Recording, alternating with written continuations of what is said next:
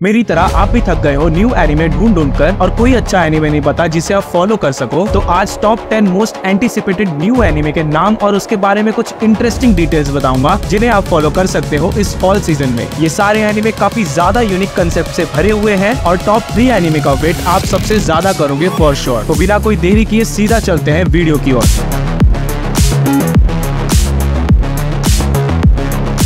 Anime का teaser देखने के बाद और डेफिनेटली एक अंडररेटेड जेम बनने वाला है, क्योंकि ये बिलोंग करता है साइकोलॉजिकल साईफाई जॉनर से, जिसे लोग धीरे धीरे समझते हैं और आगे चलकर इन जैसे एनिमे को ही अंडररेटेड बोल दिया जाता है। इसकी स्टोरी फ्यूचर में सेट है जहाँ लोग अपनी मेमोरीज एडिट कर सकते हैं, लेकिन जब आप अपने पास्ट के साथ छेड़छाड़ करते हो तब प्रॉब्लम्स कैसे पैदा होती है, ये इस एनिमे का मेन ट्विस्ट होगा। एनिमेशन स्टाइल इस एनिमे का वाइब सेट करता है और मैं श्योरिटी के साथ कहता हूँ कि आप कोई नॉर्मल एनिमे नहीं बल्कि एक सीरियस और डार्क साईफाई एनिमे देखने वाले हो। इंटेंस रोमांस के साथ थ्रिलिंग स्टोरी लाइन किसको पसंद नहीं है, तो टाइंग द नॉट विद अनागामी सिस्टर उन्हीं लोगों के लिए बनी है जो कि नॉर्मल रोमांस एनिमे से कुछ हटकर एक्सपेक्ट करते हैं। हमारा मेन कैरेक्टर एक कॉन्ट्रैक्ट मैरिज में फंस गया है और अब उसे किसी एक अनागामी सिस्टर से शादी करनी होगी, लेकिन शादी करने के बाद असली ड्रामा शुरू होता है जो आपको इसके ट्रेलर से समझ आ जाता है। कॉम्प्लेक्स कैरेक्टर और अनप्रेडिक्टेबल प्लॉट ट्विस्ट भर भर के होने वाले हैं इस एनिमे में, जो आपको शायद शुरू से लेकर एंड तक बांध कर रखेगा। एनिमेशन क्लीन है और शायद इस एनिमे का सस्पेंस और रिलेशनशिप डायनामिक्स आपको एक नया पर्सपेक्टिव देगा रोमांस जॉनर में।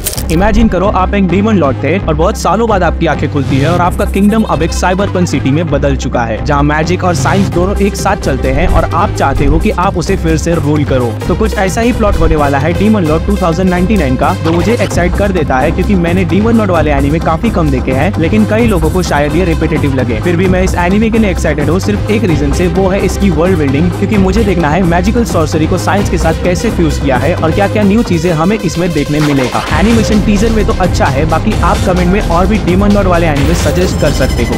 एक और रोमांस एनिमे जिसका नाम है 365 डेज ऑफ वेडिंग, जो कि लिविंग कंसेप्ट पर बेस्ड है, जहाँ एक कॉर्पोरेट वर्ल्ड के दो एम्प्लॉय ये डिसाइड करते हैं कि वो एक कपल की तरह बिहेव करेंगे नेक्स्ट 365 डेज के लिए। ट्विस्ट ये है कि वो दोनों एक दूसरे को नहीं जानते और ऊपर से इंट्रोवर्ट है। देखो ऑनेस्टली आपको लग रहा होगा कि ये क्या नया कॉन्सेप्ट है, ये तो नॉर्मल है आजकल की लाइफ में, लेकिन इसका ट्रेलर देखने के बाद ये फील होता है कि इस एनिमे का चार्म उसके हार्टफेल्ट मोमेंट्स और रियलिस्टिक कैरेक्टर्स में है, जो आप एक रोमांस एनिमे से एक्सपेक्ट करते हैं। तो इसे देखना बनता है। बाकी कमेंट में बताओ आपका फेवरेट रोमांस एनिमे कौन सा है।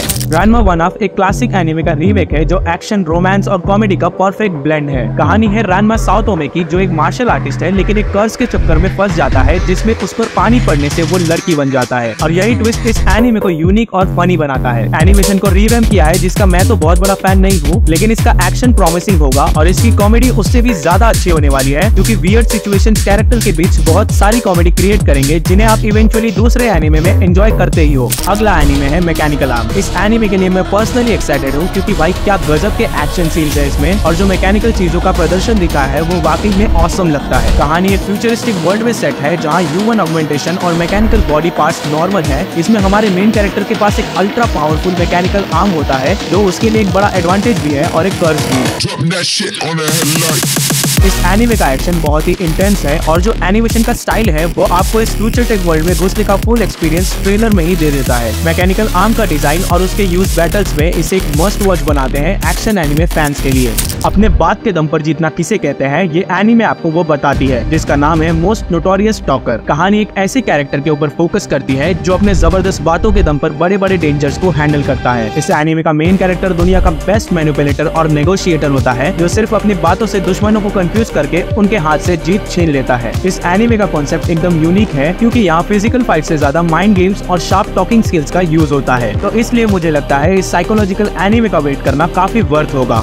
टॉप 3 एनिमे बताने से पहले अगर आपने अभी तक सब्सक्राइब नहीं किया है तो सब्सक्राइब कर दो, क्योंकि हमें कंप्लीट करना है 100K बहुत जल्द। स्पोर्ट्स एनिमे में आपने कभी रोमांस एनिमे का ब्लेंड देखा है? नहीं ना, तो ब्लू बॉक्स एनिमे आपके लिए हो सकता है। स्टोरी रिवॉल्व करती है एक हाई स्कूल बैडमिंटन प्लेयर और एक रेदविक जिम्नास्ट के आसपास, जो एक साथ रहने लगते हैं एक सिचुएशन की वजह से। ट्रेलर से पता चलता है ये एनिमे सिर्फ प्यार और स्पोर्ट्स की नहीं है, बल्कि उनके सपनों, उनके इमोशंस और कंपटीशन के साथ साथ उनकी जिंदगी में आने वाले स्ट्रगल की भी होगी। एनिमेशन तो काफी अच्छा है, चाहे वो स्पोर्ट्स का हो या नॉर्मल, दोनों ही स्टनिंग है। तो आप में से कौन कौन इस एनिमे का वेट कर रहा था, कमेंट करके बताना। मेरे हिसाब से ये एनिमे सबसे ज्यादा हाइप्ड है इस टाइम में, जिसका नाम है डैंडेडन। लेकिन ये सेकंड पे क्यों है आप फर्स्ट वाले को देखकर समझ जाओगे। एनिमे में हम देखते हैं एक तरफ एक लड़की जो घोस्ट में बिलीव करती है और दूसरी तरफ लड़का जो एलियंस में बिलीव करता है दोनों की दुनिया उलट जाती है जब वो दोनों रॉन्ग प्रूफ होते हैं। एलियंस, गोस्ट, साइकिक पावर्स और कर्सेस सब कुछ आपको इस एनिमे में एक साथ देखने को मिलेगा। इसके एक्शन सीन्स बॉम्ब लगते हैं और साथ ही साथ काफी फनी मोमेंट्स भी ये एनिमे आपको प्रॉमिस करता है। इसका एनिमेशन स्टाइल आपको काफी पसंद आएगा और ये एनिमे शायद बहुत बड़ा एनिमे बनेगा आगे चलकर। तो क्या आप एक्साइटेड हो इस एनिमे को देखने के लिए? अगर हाँ तो वीडियो लाइक कर दो ताकि मुझे पता चल सके।